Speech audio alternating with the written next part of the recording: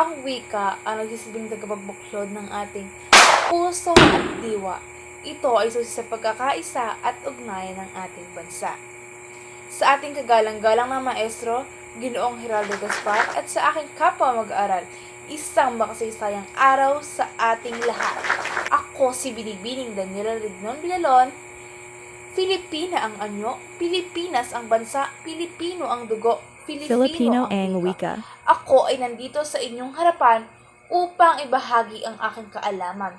Hinihiling ko sana nabuksan yung inyong puso at isipan upang mas maunawaan ang aking talumpating bibitawan.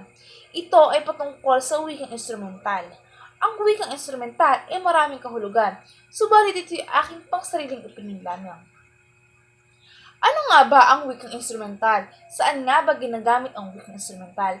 Ang wikang instrumental ay isa sa pinakamadaling paraan upang maipahayag ang iyong nararamdaman o makuha ang iyong pangangailangan. Sa maikling salita, ito ay ginagamit sa pag-uutos o pakikipag-usap. Ang wikang instrumental, ito ay ginagamit upang matugunan ng isang tao ang kanyang pangangailangan.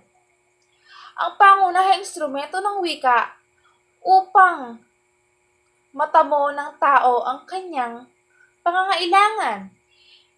Ito ang matalino at maayos na paraan na paggamit ng wikang instrumental. Hindi lamang ito kayong umunawa o umintindi. Kaya rin itong pumukaw ng damdamin o kaisipan. Ito ay maaari nating magamit sa personal at marami pang iba. Muli ako si Daniela Ladignon Villalon, nagpapahayag sa inyong harapan. Salamat sa